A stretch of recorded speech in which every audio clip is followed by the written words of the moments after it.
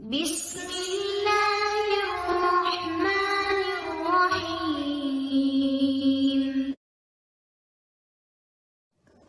حضرت تمیم رضی اللہ تعالیٰ عنہ فرماتے ہیں، ایک مرتبہ میں سمندر کے سفر پہ نکلا۔ مسافروں کی کل تعداد 30 تھی اور ہم سب ایک کشتی پہ سوار تھے۔ ہمارا سفر انتہائی اطمینان کے ساتھ کٹ رہا تھا کہ اچانک ہوا چلنا شروع ہو گئی اور سمندر میں طوفان آ گیا۔ اس شدید ہوا اور طوفانی لہروں کے باعث ہماری کشتی اور سمندر میں دیگر موجود کشتیاں ڈولتی جاتی۔ کشتی کے مسافر اس صورتحال سے پریشان ہو گئے اور ہر کوئی اپنے اپنے خداؤں کو پکارنے لگا، کیونکہ کسی کو سمجھ نہیں آ رہا تھا کہ کیا کرے۔ سمندر سے اٹھنے والی لہریں ایک سمت کے بجائے ہر طرف سے کشتی کو اپنی لپیٹ میں لے رہی تھیں۔ تھک ہار کے ملح نے بھی چپو چھوڑ دیا اور ایک طرف بیٹھ گیا۔ اب ہم میں سے ہر کسی کو یہ یقین ہو چلا تھا کہ موت یقینی ہے۔ سورج غروب ہونے کو تھا اور اس کی روشنی آہستہ آہستہ ختم ہوتی جا رہی تھی۔ شام کا اندھیرا اور منزل کا کوئی پتہ نہیں۔ یہ بھی خبر نہ تھی کہ کشتی کس سمت میں جا رہی ہے اور سمندر کی لہریں اب کب تک کشتی کو سلامت رہنے دیں گی۔ اس خوف و ہراس کی حالت میں رات گزر گئی اور صبح کی ہلکی ہلکی روشنی پھیلنے سے ہر طرف اجالا ہی اجالا ہو گیا۔ کشتی کے رات بھر ہچکولے کھانے کے بعد کسی کو کچھ خبر نہ تھی کہ ہم کہاں پہنچ گئے ہیں۔ پھر اگلا دن بھی اسی کیفیت میں گزرا اور اسی طرح رات کے بعد دن اور دن کے بعد رات آتی گئی اور ہماری کشتی کو سمندر میں پھنسے ہوئے پورے 30 دن گزر گئے۔ پھر اچانک 30 دنوں کی اس صورتحال کے بعد بھولے بھٹکے مسافروں کو دور سے ایسا نظر آیا جیسے کچھ درخت سمندر میں کھڑے ہوں۔ 30 دن سے مصیبت میں پھنسے ہوئے مسافروں کو یہ منظر دیکھ کے امید کی کچھ کرن نظر آئی اور ملح نے جلد از جلد وہاں تک پہنچنے کے لیے پوری طاقت کے ساتھ چپو چلانا شروع کر دیے اور کشتی کو تیزی کے ساتھ ان درختوں کی طرف لے جانے لگا۔ کشتی میں موجود مسافر جنہیں یقین ہو چکا تھا اب موت کے سوا کوئی چیز نہیں، ان کے چہرے زندگی کی امید سے چمک رہے تھے۔ پھر کشتی جوں جوں قریب ہوتی گئی درخت صاف دکھائی دینے لگے۔ ملح پوری طاقت سے کشتی چلا رہا تھا کہ سورج غروب ہونے سے پہلے پہلے ان درختوں تک پہنچ جائے، تاکہ کہیں ایسا نہ ہو کہ اندھیرا ہو جانے کے باعث ہم اس آخری امید سے بھی ہاتھ دھو بیٹھیں۔ پھر کشتی آہستہ آہستہ ان درختوں کی طرف بڑھتی رہی اور جب درخت قریب ہوئے تو سارے مسافروں کو یہ جان کے خوشی ہوئی کہ سمندر میں واقع کوئی جزیرہ ہے۔ ابھی تو سورج مکمل غروب نہیں ہوا تھا کہ کشتی جزیرے کنارے پہنچ گئی۔ مسافروں کو اس جزیرے پہ اترے زیادہ دیر نہیں گزری تھی کہ درختوں کے درمیان میں سے ایک عجیب و غریب قسم کا جانور نکلا۔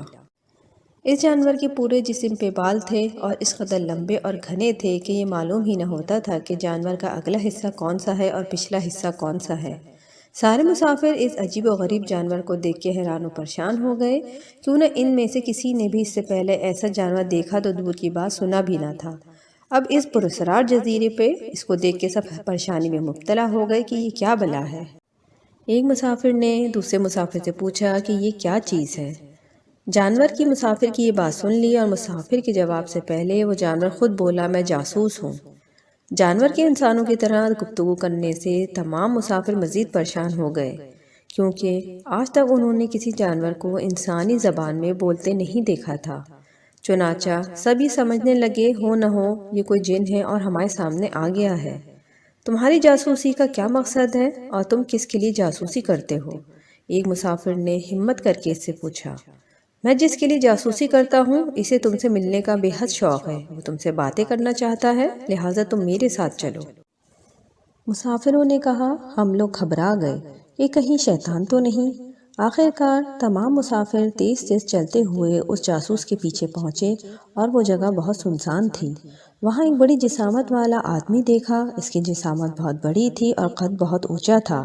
اس کے دونوں ہاتھ گردن کے پیچھے اور پاؤں ٹخنوں سمیت بندھے ہوئے تھے۔ وہ لوہے کی زنجیروں میں جکڑا ہوا تھا۔ ہم نے اس سے پوچھا، تم کون ہو؟ اس نے جواب دیا کہ میرے بارے میں تو تم کو بہت جلد معلوم ہو جائے گا، پہلے تم بتاؤ کہ تم لوگ کون ہو، یہاں تک کیسے آئے؟ ان میں سے ایک مسافر نے ہمت کر کے جواب دیا، ہم لوگ عرب والے ہیں۔ ہم 30 لوگ کشتی میں سوار تھے کہ اچانک سمندر میں تیز ہوا چلنے لگی اور طوفان آ گیا۔ وہ کشتی ہمیں طوفان کے ذریعے اس جزیرے تک لے آئی اور اس کے بعد ہمیں یہ آدمی ملا جو اب ہمیں تمہارے تک لے آیا۔ اس شخص نے پوچھا تم لوگ عرب والے ہو تو مجھے شام کے نخلستان کی خبر دو، کیا وہاں کے باغوں میں پھل آتے ہیں؟ کیا وہاں کے درخت پھلدار ہیں؟ ہم نے کہا ہاں وہاں پھل آتے ہیں اور بہت سارے پھل لگے ہوئے ہیں۔ تو اس شخص نے کہا عنقریب وہ پھلدار نہیں رہے گا۔ پھر اس شخص نے دوسرا سوال کیا مجھے بحر طبریہ کے بارے میں بتاؤ، اس کی جھیل کے بارے میں بتاؤ، کیا اس میں پانی ہے؟ کیا پانی رواں دواں ہے؟ ہم نے کہا ہاں ہے۔ اس شخص نے کہا ایک وقت ایسا آئے گا کہ اس میں پانی نہیں رہے گا، وہ خشک ہو جائے گی، سوکھ جائے گی۔ پھر اس شخص نے تیسرا سوال کیا شام کا ایک شہر سوخر ہے، اس کے چشمے کے بارے میں بتاؤ۔ ہم نے کہا کیا پوچھنا چاہتے ہو، پوچھو۔ اس نے کہا یہی کہ اس چشمے میں پانی ہے کہ نہیں، اور اگر وہاں پانی ہے تو پھر وہاں کے لوگ چشمے کے پانی سے کھیتی باڑی کرتے ہیں؟ ہم نے کہا ہاں وہاں پانی موجود ہے، وہاں کے لوگ اس چشمے کا پانی استعمال کرتے ہیں اور کھیتی باڑی بھی کرتے ہیں۔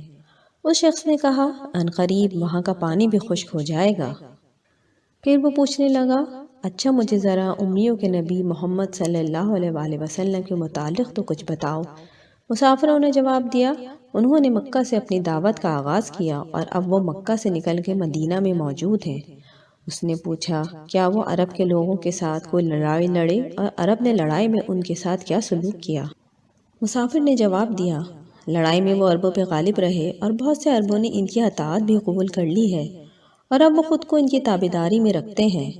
یہ سنتے ہی وہ غصے سے پھنکارا اور زنجیروں کو چھٹک دیا، پھر مسافروں کو مخاطب کر کے بولا اب میں تم کو اپنے متعلق بتاتا ہوں کہ میں دجال ہوں، اور تمہاری باتوں سے یہ معلوم ہوتا ہے کہ مجھے یہاں سے نکلنے کی اجازت ملے گی، پھر میں ان جزیروں سے نکلوں گا اور 40 دن میں ساری دنیا گھوموں گا۔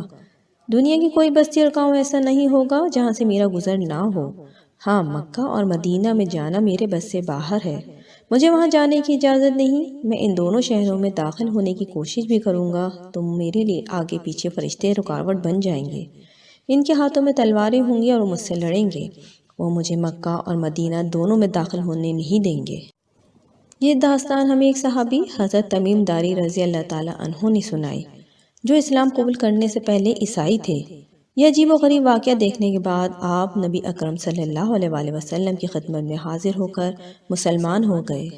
حضرت عباس رضی اللہ تعالیٰ عنہ نے فرمایا کہ رسول اللہ صلی اللہ علیہ وآلہ وسلم نے ہمیں دجال سے بچنے کی یہ دعا سکھائی، اے اللہ بے شک میں تیری پناہ مانگتا ہوں جہنم کے عذاب سے، اور میں تیری پناہ مانگتا ہوں قبر کے عذاب سے، اور میں تیری پناہ مانگتا ہوں مسیح دجال کے فتنے سے، اور میں تیری پناہ مانگتا ہوں زندگی اور موت کی آزمائشوں سے۔